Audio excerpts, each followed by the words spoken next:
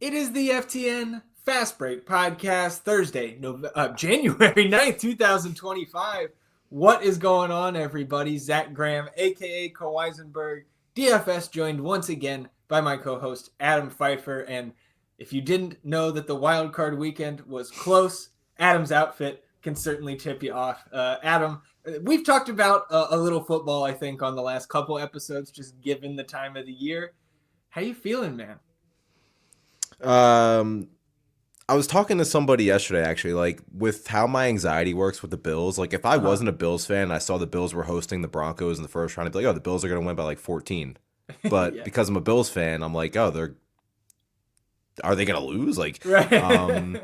But then I saw Kyle Williams is going to be the Bills legend of the game, and now I'm confident again. But Nice. yeah, I mean, with any game, I'm anxious, but still confident. Yeah.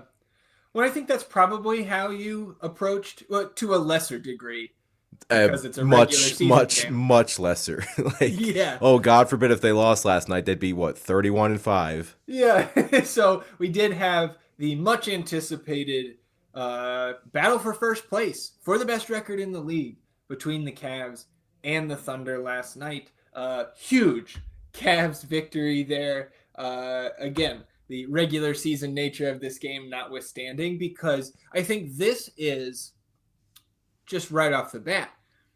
This is one of the couple kind of measuring stick type of games, especially that a team like Cleveland needs, not just for themselves, but I think for the entire NBA fan base as well, because I think the most common refrain you hear from folks outside of the Cleveland area when you talk about this year's edition of the Cavs is, okay, but like, is this for real? Is this something they can do in the playoffs? And I guess for me, Adam, the answer to the first question is absolutely yes. And last night certainly did not push me towards no, they can't to the latter question. Like, I think there are a couple factors that make this Cleveland team different and much more improved compared to last season's team. And some of the things I'm seeing, especially on a national stage like last night, where people like myself who I watch Cavs games when I can, but they're not the team that I'm tuned into night in and night out. Being able to really sit down, just single screen, watch that game last night, I was extremely impressed, even at being somebody who I think was already considering this Cavs team to be quote unquote for real. What were your takeaways from the big win last night? 129-122 at home. Yeah, there was a lot. I think, and I tweeted it too, like, if you took this performance of the last year's version of this Cavs team, if Donovan Mitchell goes out and has 4 points in the first half and is struggling so much offensively, and they're playing arguably the best team in basketball, that Cavs team last year is probably down 15 at the half, at Yeah. probably the very minimum. And yet they were up 3 at the half. Um, and it's because of the two X factors we've been talking about all offseason. It's been Garland and Mobley. Um, and like I'm not sitting here, even though I'm a huge Cavs fan, saying, "Oh, the Cavs have to have all 4 of their main guys in the All Star game." I think 2 is fine. Mm-hmm. But if there was ever a game where they showed that they are worthy of having all 4 of those guys, it was last night, because Mitchell has probably his worst game of the season. Lou Dort has him in the torture chamber, and Mobley, Allen, and Garland all dominate. Like, Jared Allen was unbelievable in this game, and I understand there's so many of those instances where Hartenstein is really the only center they have, and then he gets into foul trouble. Then they go back to Jalen Williams at the 5, and I've talked highly about Jalen Williams playing small ball 5 all year, but against Jared Allen and Evan Mobley, it's just not going to work. Jared Allen had 17 offensive rebounding opportunities last night, like, just insane. And then Mobley, like, got off to actually a slowish start, Mm-hmm. but man, like, attacking those mismatches, going right at Hartenstein when he knew he was in foul trouble. And then the bench. It's been the story for the bench, too. Like, Max Strus comes off the bench and is one of the 3 best players in the game. Ty Jerome has 15 points in 12 minutes off the bench with 0 threes. Dean Wade doesn't come off the bench. He starts, but he was great in the first half. This team just feels different. Garland was really consistent. Like, the only players that really didn't play well, in my opinion, were Mitchell, LeVert, and probably the minivan. And if there's one thing I want the Cavs to do is maybe to try to trade for somebody deadline to take minivan's spot in the rotation because I cannot stand watching him play. But other than that, like this team is awesome. Evan Mobley, like I think he's a lock for the All Star game. He is unbelievable. We're starting to get to the point now where it's like pretty soon he could be the Cavs' best player. Like he's doing that much this year. And again, I do want to preface this by saying not having Caruso and Chet is obviously huge for the Thunder, but the Cavs still dropped 129 points against the best defense in basketball that gives up 103 per game, and their best player was awful. Yeah. So it just shows that this offensive, this team being quote unquote the best offensive basketball, it's legit. And it's not just because, they have a guy like Donovan Mitchell. Donovan Mitchell's numbers are down this season. So, yeah, I'm not like, I thought this team was for real, obviously, before this game. And obviously, nothing that they did last night should move you off that. But I think it's cool because the casual NBA fan knows about Mitchell, they know about SGA. But I think it's cool to be able to see guys like Mobley in that spotlight yesterday. Jared Allen, who got a lot of flack for not showing up in the playoff series against New York, he plays out of his mind in a huge spotlight game. And then, like I mentioned, Jalen Williams on the other side. Like, I thought that was a really fun game, not just for the spotlight of having the two best records in basketball, but I didn't realize it until they showed it on the broadcast how historic it actually was with teams on winning streaks playing each other, teams with 30 plus wins and 5 or fewer losses. Like it was really cool, and the coolest part I think about it was it's still two smaller market teams getting the spotlight on the main stage. So yeah, and it felt like a playoff game. It was probably one of the 5 most fun games of the year.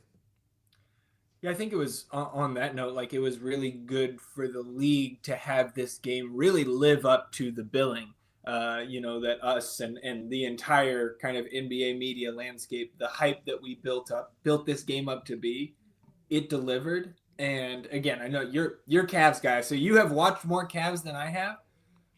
Your guy Evan Mobley, man, I mean, he is like taking a leap for him might be an understatement.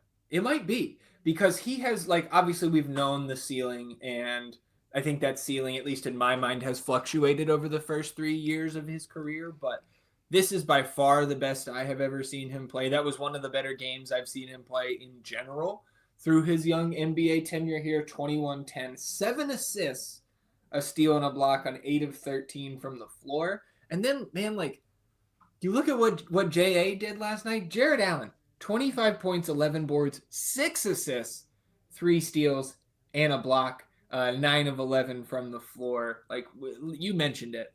The work he was doing, Jared Allen on the glass, specifically on the offensive end, 7-0 boards. Like there was 21 total 0 boards in this game. Jared Allen had a third of them between the two teams. He was an absolute menace, especially, and this was clearly part of their game plan, is crash the glass on both ends because this Thunder team is so poor on the boards. And I think this is a team, like you mentioned it, right? No Chet, and to a lesser extent, no Caruso. Like this Thunder team is fantastic. They're great. And they are going to be even better if and when they get those guys back in the mix. But they were also on a 15-game win streak. This is still an elite team, even without those guys.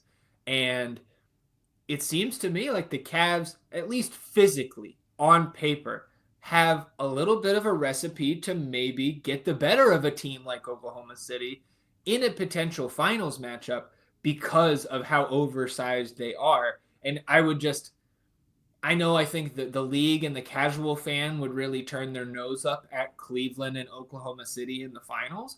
But I think last night's matchup, again, like I wouldn't expect all potential 7 games to be that damn entertaining.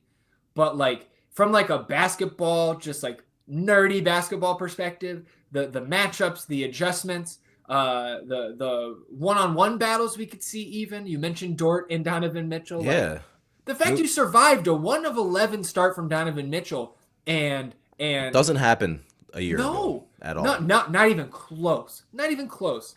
And I thought you brought up we talked about the foul trouble, like replacing it, not having to play Jalen with a Y Williams, and really have to break the glass. that would be a huge boost to OKC, like replacing Yeah. all of those Because the minutes. problem when he with came Chet. in was he was way too slow off pick and roll defense. So like they couldn't really play him a lot. So you had to play Jalen Williams at the 5. And again, I love him, but I don't know if there's a worse team in the league for him to have to play small ball 5 against, Yep. especially when Mobley's playing as confident he's playing. And like, I think it's cool to see in that game.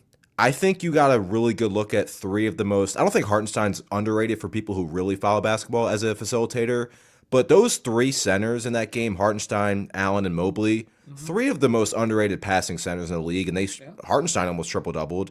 And my goodness, I mean the Dirk fadeaway, anything Steph Curry shoots. I'm trying to think of the most unstoppable shots in the history of basketball. The Tim Duncan bank shot, the Luka Harden step backs, and then it's the Hartenstein push floater. Most unstoppable shots in the history of basketball. I swear. Yeah, Also with the Cavs, I wanted to point this out too. Kenny Atkinson should win Coach of the Year, not just because this team is off to a ridiculous start, but it's been clear the difference he's made. On offense, it's been way more cutting, way less just screen and roll. Defensively, the adjustments he's made and when to put guys in, getting Ty Jerome into the game and him going on that run for them. Then in the fourth quarter specifically, the Cavs went back and forth between zone and man. And like zone is probably the best way to defend the Thunder because they have guys that can shoot, but they're incredibly streaky. And Shea's obviously somebody that wants to get to the basket. So that zone really helped them out defensively in the fourth quarter. And again, just the adjustments and the changes Kenny Atkinson's made. Can't say enough about him. The depth. I mean, it was great to see Max Strus finally get going. Okoro didn't really play much, but he's obviously always really engaged defensively when he's out there. This team's for real, man. Yep. And it's no knock on the Thunder. I still think you can make the case they're still the best team in the league, and they're missing 2 of their 3 best defensive players and probably their second best overall player, arguably. So yeah, and that's what I hope that we get this match. Like this would be, I think, a great. Dude, can you imagine a matchup, 7-game series with, like, you can literally have a ton of minutes with Chet and Hartenstein and then Mobley and JA. That'd be so fun. Yeah, and if you put Chet out there, right, you bring up the zone that had so much success last night. Like, can you do that? Can you do that? I don't think so. If you've got Chet out there roaming on the perimeter as a, right around a 40% 3-point shooter, at least last season, and you brought up Strus, right? 5 of 6 from 3. Like, to be able to get him going, and Isaac Okoro was limited off the bench. And I know you want limited Isaac Okoro minutes in a matchup against the Thunder either way, but like, he is a usable body in a playoff series, in a bench role. Like, oh, I hope we get to see this again. That was fantastic. And it was even highlighted in a stronger sense by how poor, from an entertainment value perspective, the second game of the doubleheader last night on ESPN was. Before we talk a little bit about Spurs Bucks, we do have some news here. Right as we're recording, Hornets and Lakers is postponed tonight on Thursday. Our thoughts are with everybody in the Los Angeles area. That game postponed due to the wildfires in LA. It obviously has impacted a ton of people out there in Los Angeles, including, apparently, as Shams Charania reports, JJ Redick has lost his home in these fires.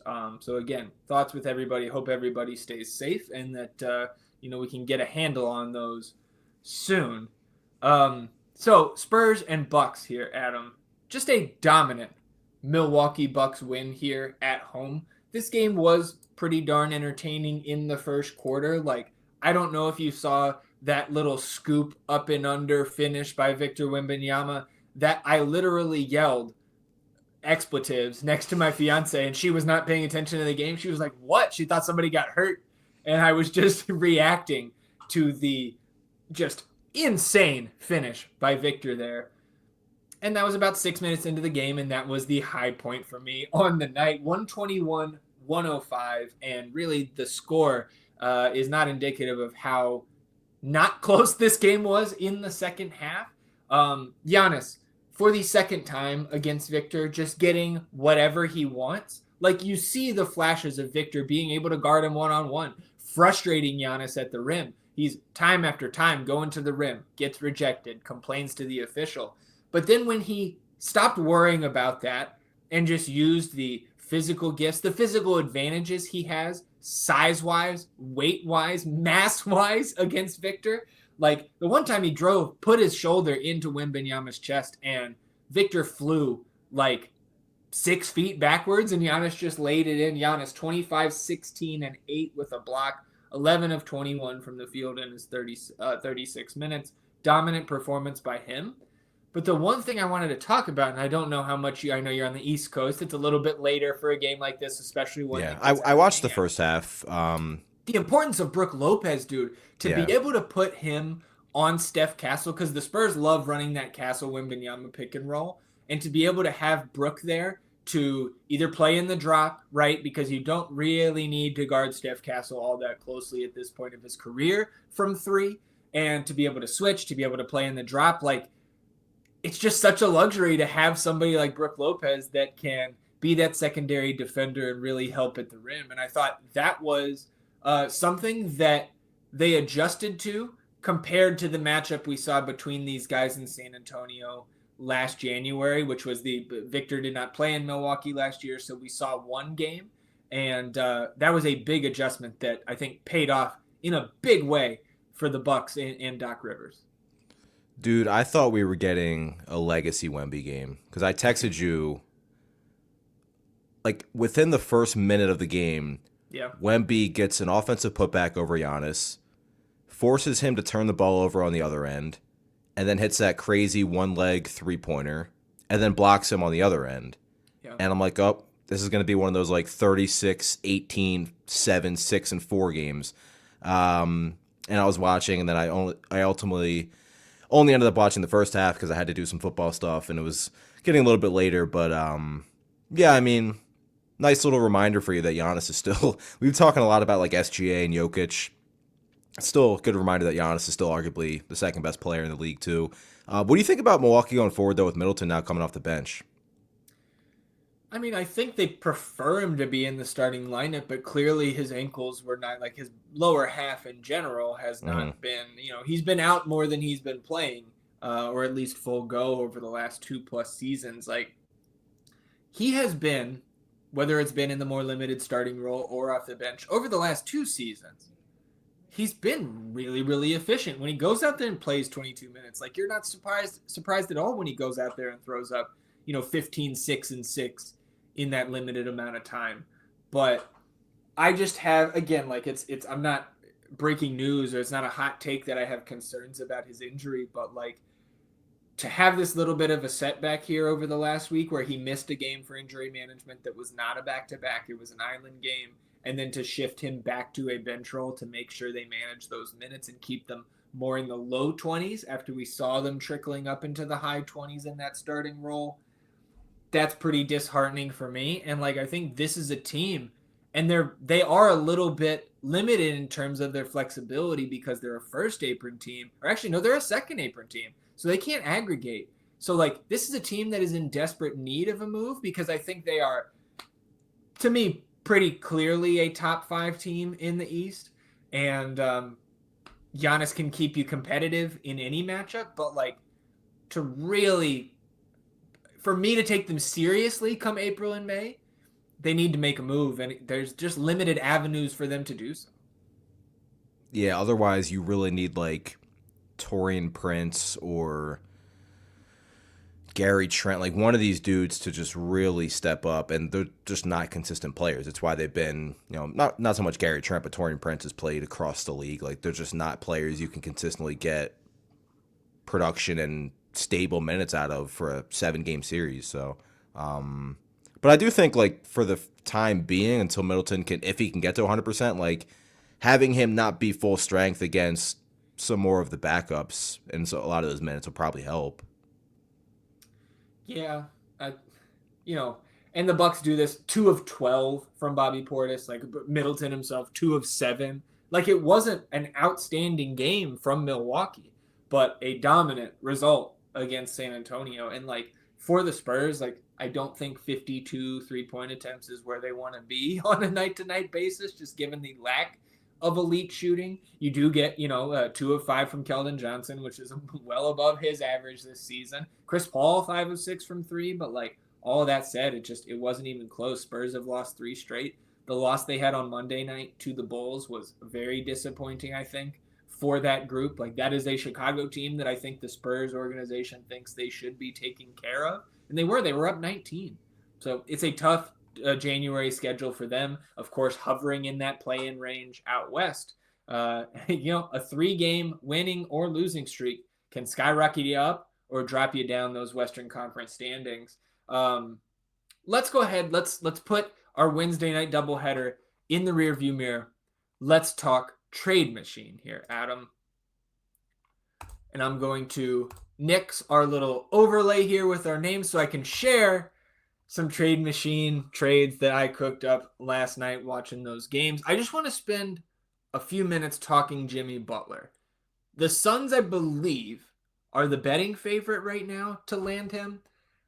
As we've discussed here, I'm still highly skeptical that deal can get done because it hinges on Bradley Beal waiving his no trade clause. So a deal to the Suns only happens if Bradley Beal waives his no trade clause and says, yeah, I want to go live and play in Miami. Now, that on the surface sounds pretty good, but the fact that Bradley Beal fully controls that situation just makes me think that maybe something like this could be in the works. Jimmy Butler for Fred VanVleet straight up works from a salary cap standpoint. Now, are there picks, maybe one pick, singular, or multiple, maybe some seconds exchanging hands here? I assume so. I don't really want to speculate on that. I thought it was interesting that these two guys, 1-for-1, work from a cap perspective. Now, does Fred VanVleet fit into the long-term future plans of Miami? Probably not. Certainly not at this $43 million a year number. And it also creates somewhat of a logjam in their backcourt with Terry Rozier, with Tyler Hero. But I think the Heat are adamant to get Jimmy out of that situation.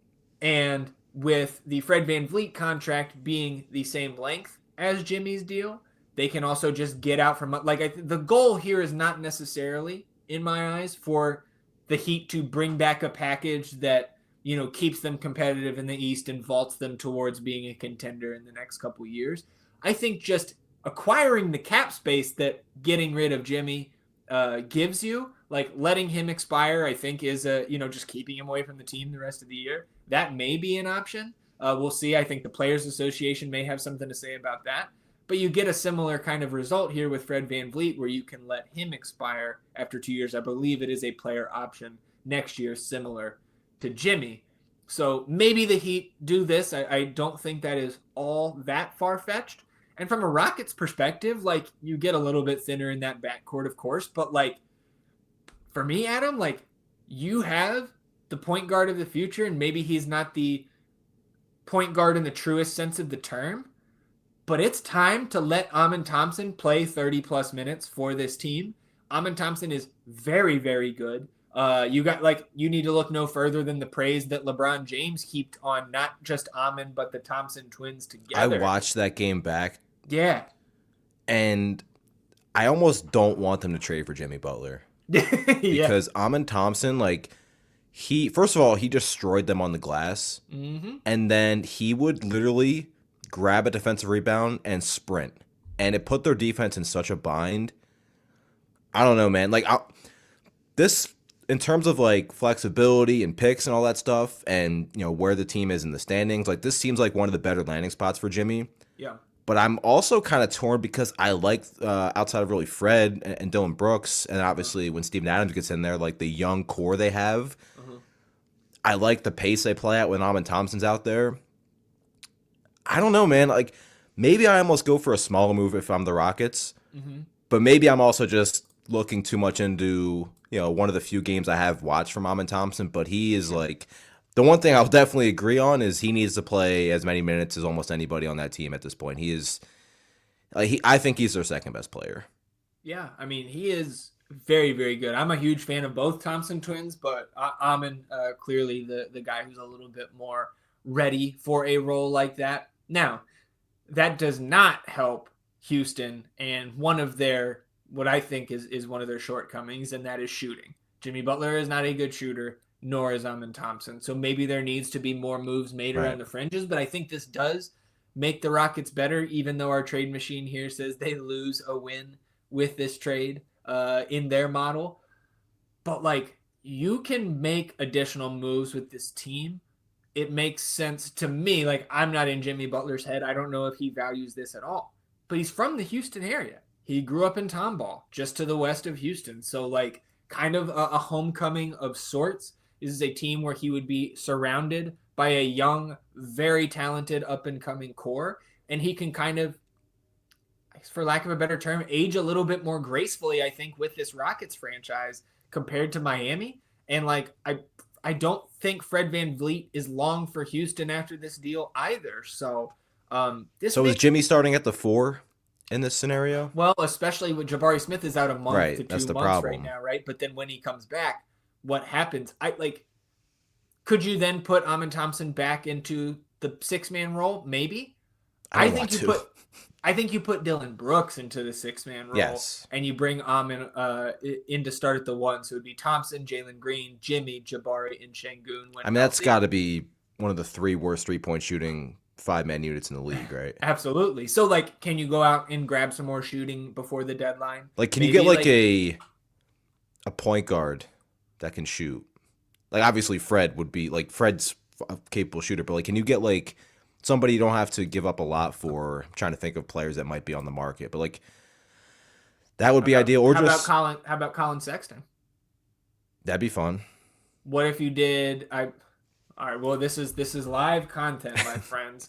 Does Colin Sexton for Dylan Brooks work? Let's see. Because if you are bringing Colin Sexton and you have Amin Thompson in that, Because you feel starting good three, about the wings if you make this deal. Like you feel pretty good about him now when Jabari's back. But yeah, and I especially if you think, make this deal, I mean, you got Jimmy, you got Thompson, you got Jabari when he comes back. Still well, like and Tari it does Eason. Cam it does Whitmore's been pretty seem good. it does seem like we have a little bit of, maybe not a little bit, that we have serious concern about the health of Tari Eason's lower half right now with how sore his knee and his shin have been. He's been dealing with that injury for the better part of a year now. But if he's like healthy and ready to go, if you gave me, Sexton, Green, Thompson, Jimmy, Jabari, Şengün, Cam Whitmore, Aaron Holiday, like, I don't know, man. I feel like we could go to war with that group. Like, Colin Sexton doesn't help you much on the defensive end, but again, like, you can play Amin at the 1. You Yeah. can play Amin at the 5. So, Yep. like, they have so many different ways, not just before this deadline, but over the next couple years. Houston, the second seeded team in the West currently, has just so many ways they could go. For what it's worth, Sexton for Brooks straight up does, in fact, work. I would imagine you'd have to send at least some amount of picks, be it first or second round picks, along with Dylan Brooks Colin in that Sexton's deal. good, man. Like I think he'd be a perfect addition for a lot of teams. What if he's your 6-man? So I'm saying, like, can you imagine, Yeah. like, I don't think they have what it would take to get him, but like, imagine if he was on like the Sixers right now. Like, he'd be a perfect 6-man for them. Yeah. Well, so like if you start Amin, Jalen, Jimmy, Jabari, Şengün with Sexton as the 6-man, Hmm. Tari Eason, Cam Whitmore, Aaron Holiday, Steven Adams, Jock Landale, like I I think that team is better than the Rockets as currently constructed, but maybe not. I just think it's very interesting, and I think that's Yeah. a team to watch because I think it's easier from a cap perspective 100%. to get Jimmy to Houston compared to Phoenix. So that was the first one I had here. Anything else for you on the Jimmy Butler trade talk? Yeah, just wait and see. Like a Yep. little less than a month out, it feels like it's pretty much going to happen at this point. It just comes down to which team. And Phoenix is Yep. obviously super interesting because, like, I feel like, there's been all this talk of like, oh, are they bringing Beal off the bench to make him one out and waive the no trade clause? But also, it's like I Right. feel like there might have to be a third team involved for a potential Butler to Phoenix trade, which always makes things even more interesting. So Yeah. Well, let's talk a couple of Cam Johnson trades because that's another player we expect to be on the move before February's early deadline. I've got a pair of trades here. Adam, how about getting Cam Johnson to the Thunder? And why I think it's very easy to put the Thunder in ooh, almost you have any some trade. you have some guts putting your favorite player of all time in I this know trade. Ousmane Dieng into the deal, but so this deal would be Cam Johnson to the Thunder for Aaron Wiggins, Ousmane Dieng, and 2 first rounders. And so I put Philadelphia's 2025 first and Denver's 2027 first into this deal. But they can, again, they have what, I think 13 or 14 first round picks available to them over the next 6 years. So they can throw in as many as they want, whichever ones they want. So I think this, again, like you could remix the haul back for the Nets almost infinite ways, Right. given the assets that Oklahoma City has. But I think these two teams linking up for a potential Cam Johnson trade makes a lot of sense because, dude, if the Thunder want Cam Johnson, nobody else can outbid them. Yeah, the only team that can really even have a chance would maybe be like San Antonio. Yeah, yeah. You know, and, And and even like then, other teams, like again, like does he fit into? I mean, now you piqued my interest here. I actually would love Cameron Johnson, especially in that Keldon Johnson spot, but like or nobody else Harrison even Barnes spot has rather. close to the assets that those two Right, like teams would I be able think to. Utah is right there, but Utah is not in the market No, for Cam Johnson. exactly. So Thunder make a lot of sense to me. Also, especially like maybe teams see what the Cavs did. Not that, Yeah, the Thunder crazily struggled on offense, but maybe teams start to implement more zone against them until they get consistent shooting from Case and sure. Wallace and those guys. Cam Johnson and then obviously Chet returning would make that a lot less viable of a strategy. And he's just a good player. Like, Well, how about, right, this Orlando Magic team, who I know we're going to talk about here in a few moments, but they've been in the market for shooting for what feels like 3 years. And I think, again, they also have enough picks to potentially at least throw their hat in the ring for Cam Johnson because we know they're going to be getting healthy here very, very soon. So this works from a cap perspective. Cam Johnson for Cole Anthony and Jet Howard. So the Nets get a guy in Cole Anthony who can go out there and take 18 shots a game when they've got the tank turned up to 11 later this season and make them not lose every game by 45 points. We'll just lose every game and by we get to see 18. Jet Howard actually play.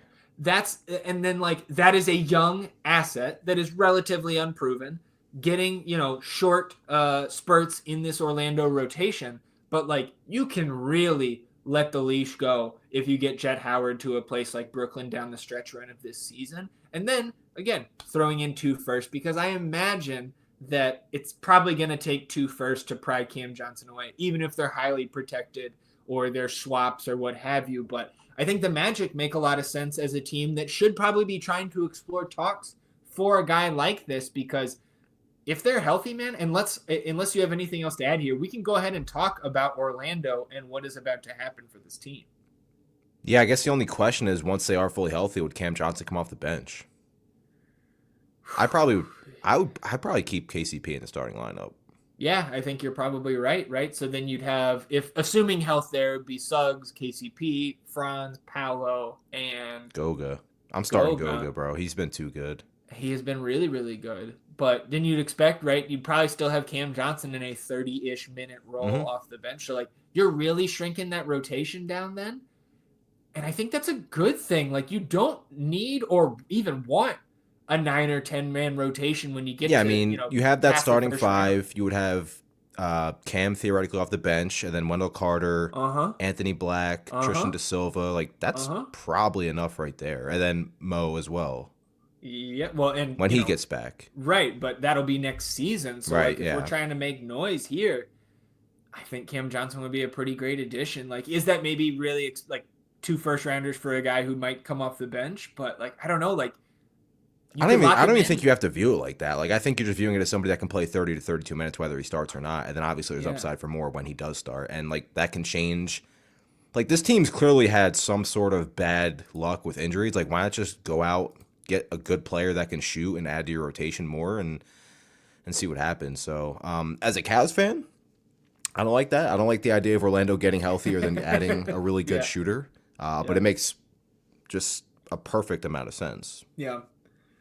Well, looking ahead to the weekend, some games that we've got our eyes on that will be on our screens tonight. Houston at Memphis. That game's a 1-point spread. Looks like we're going to get Memphis getting some guys back. Still no Jabari Smith for Houston, but that one a 1-point spread. the second and third seeds in the West right now. That is clearly, to me, the best actual basketball game to put And on the our main schedule storyline, tonight. of course, Steve and Adam's revenge. Yeah, absolutely. There's Funaki going back to Memphis. Probably one of the players that I think would not care less about revenge games. Yeah, yeah. Might even just go give everybody a hug over Yeah. there, But Friday, man, okay, Thunder at Knicks. That is must-watch television for me. But I think the storyline on Friday is Bucks at Magic because we expect Paolo Banchero to return on Friday. And Adam, I really cannot believe, looking at the standings now, on what is reportedly the eve of Paolo's return, after I think 2 months out and about a month now without Franz Wagner, 22-16, 4 seed in the East.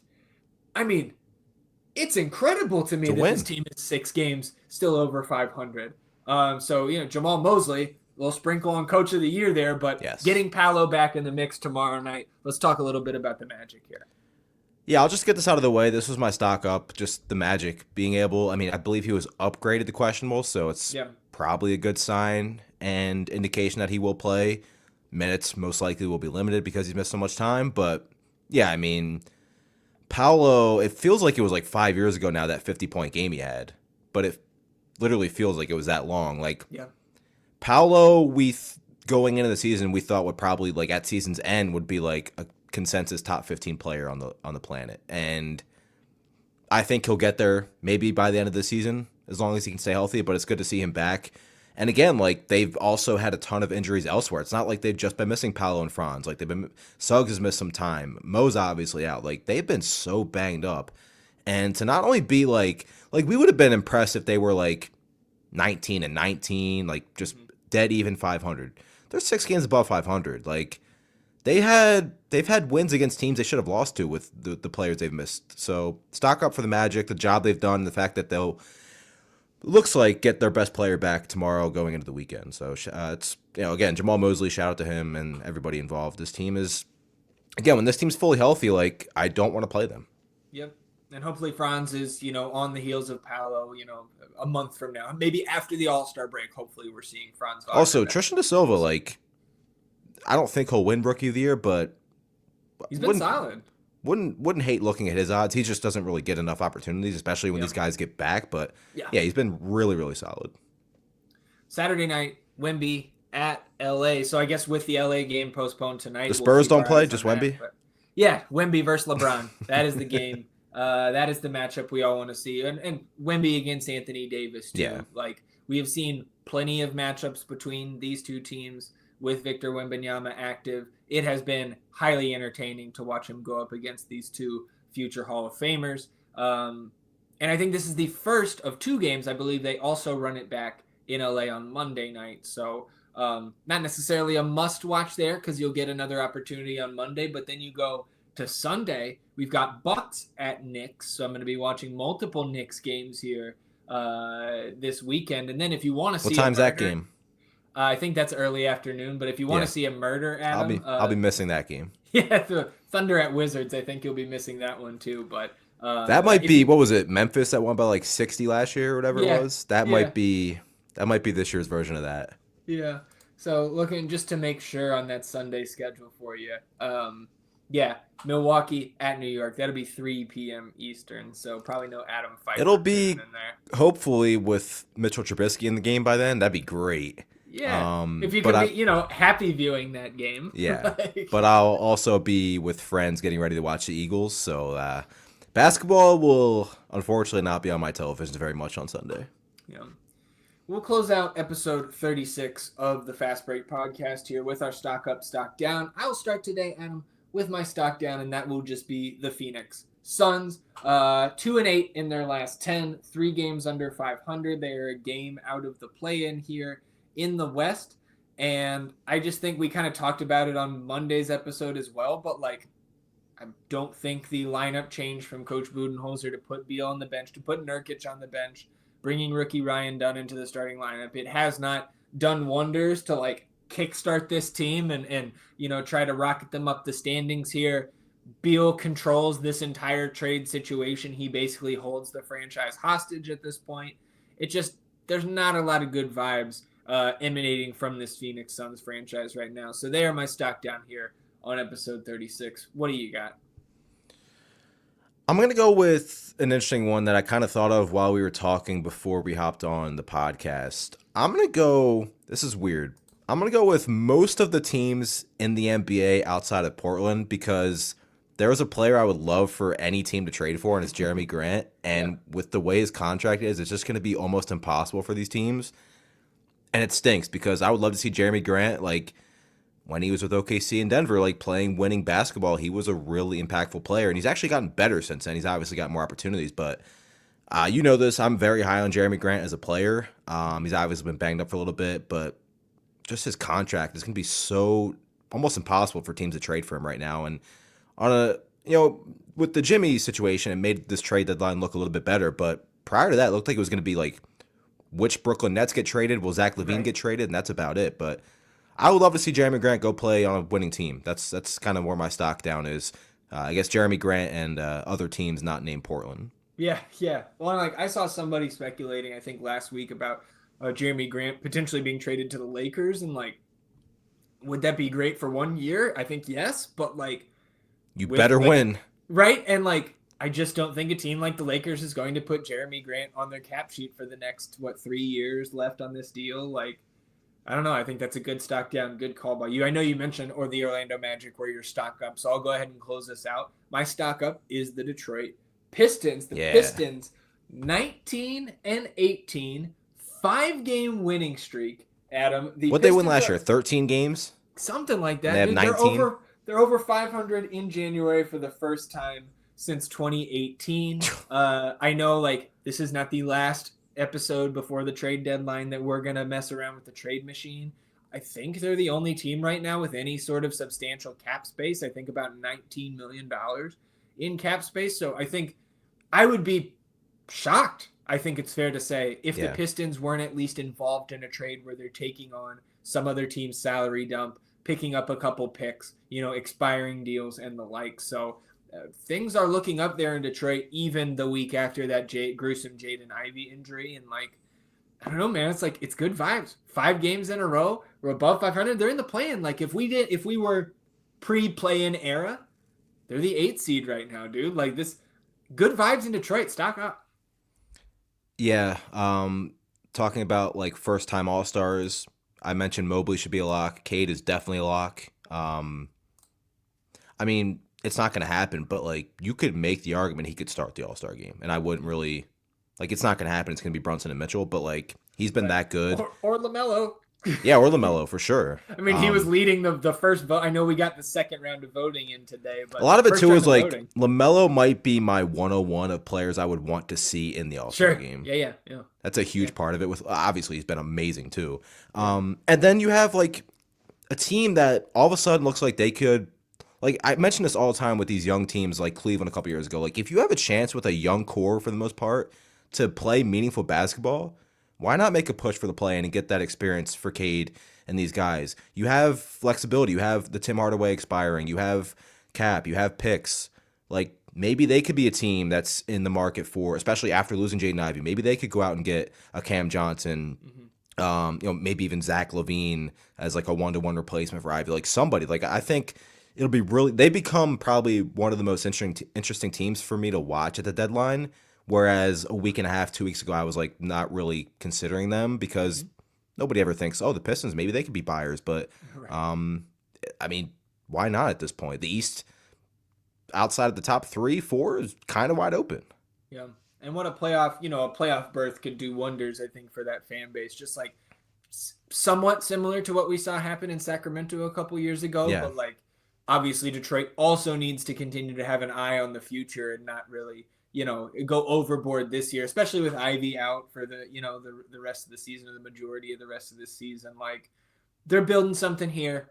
They're getting good results. It's an interesting time there in Detroit. That draft class, by the way, what would it be, 2021? Yeah, the Mobley, Cunningham, Franz draft class. Yeah, just stupid good. Yeah, insane, right?